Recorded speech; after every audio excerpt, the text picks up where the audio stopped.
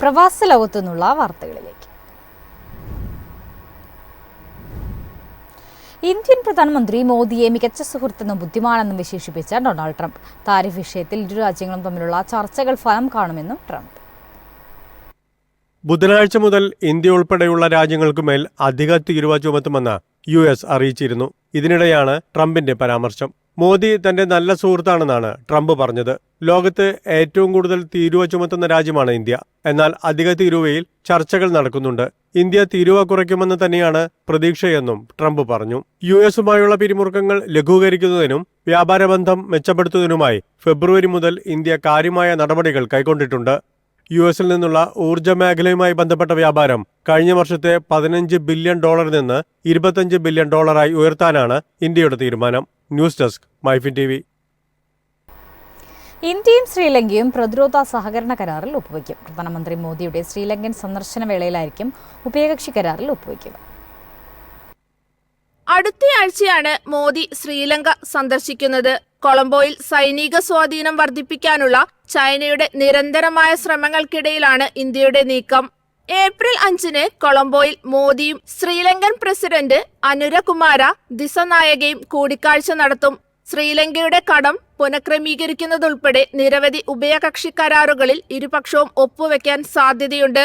വിദേശകാര്യ സെക്രട്ടറി വിക്രം മിശ്ര പ്രതിരോധ സഹകരണം സംബന്ധിച്ച ഒരു ധാരണാപത്രം ഒപ്പുവെക്കുമെന്ന് പ്രതീക്ഷിക്കുന്നതായി ഔദ്യോഗിക വൃത്തങ്ങൾ പറഞ്ഞു.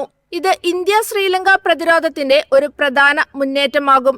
ഏകദേശം 35 വർഷങ്ങൾക്ക് മുമ്പ് ശ്രീലങ്കയിൽ നിന്ന് ഇന്ത്യ സമാധാന സേനയെ പിൻവലിച്ചതുമായി ബന്ധപ്പെട്ട കൈപ്പേറിയ അധ്യായം ഇനി ചരിത്രത്തിൽ അവശേഷിക്കും. മോദിയുടെ സന്ദർശനം നിക്ഷേപങ്ങൾ പ്രോത്സാഹിപ്പിക്കുന്നതിലും ബന്ധം ആഴത്തിലാക്കുന്നതിലും ശ്രദ്ധ കേന്ദ്രീകരിക്കും. ശ്രീലങ്കൻ പ്രസിഡന്റ് എന്ന നിലയിൽ ദിസനായക ആതിഥേയത്വം വഹിക്കുന്ന ആദ്യ വിദേശ നേതാവായിരിക്കും Modi. News desk MyFin TV. ദുബായിൽ 700 എയർപോർട്ട് ടാക്സികൾ കൂടി യാത്രക്കാർക്കായി നിരത്തിലേക്ക്. ആഗോള യാത്രാ പ്ലാറ്റ്ഫോമായ ബോൾട്ട് ദുബായ് ടാക്സി കമ്പനിയുമായി സഹകരിച്ചാണ് എയർപോർട്ട് ടാക്സികൾ സർവീസ് നടത്തുക. ദുബായ് ഇന്റർനാഷണൽ എയർപോർട്ട്, അൽ മക്തും ഇന്റർനാഷണൽ എയർപോർട്ട് എന്നിവിടങ്ങളിൽ നിന്നുള്ള യാത്രക്കാർക്ക് അവരുടെ ആവശ്യങ്ങൾക്കനുസരിച്ച് ടാക്സികൾ ബുക്ക് ചെയ്യാം. ബോൾട്ട് ആപ്പിലൂടെയാണ് ടാക്സികൾ ബുക്ക് ചെയ്യേണ്ടത്. ഗതാഗത സൗകര്യങ്ങൾ കൂടുതൽ സ്മാർട്ടാക്കുന്നതിനുള്ള ദുബായ് എമിറേറ്റിന്റെ ശ്രമങ്ങളുടെ ഭാഗമായാണ് കൂടുതൽ ടാക്സികൾ ഇറക്കുന്നത്.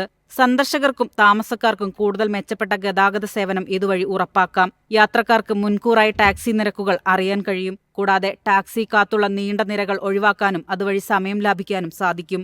News desk MyFin TV. ഖത്തറിൽ പെരുന്നാൾ പ്രമാണിച്ച വിമാനയാത്രക്കാർക്ക് മുന്നറിയിപ്പ്. ചെറിയ പെരുന്നാൾ അവധി ദിവസങ്ങളിൽ തിരക്ക് വൻതോതിൽ ഉയരാനുള്ള സാധ്യത കണക്കിലെടുത്താണ് ഹമദ് അന്താരാഷ്ട്ര വിമാനത്താവള അധികൃതർ സുരക്ഷാ നിർദ്ദേശങ്ങൾ നൽകിയത്. തിരക്ക് കൂടുമെന്നതിനാൽ യാത്രക്കാർ നേരത്തെ തന്നെ വിമാനത്താവളത്തിലെത്തി നടപടികൾ പൂർത്തിയാക്കണമെന്ന് അധികൃതർ അറിയിച്ചു.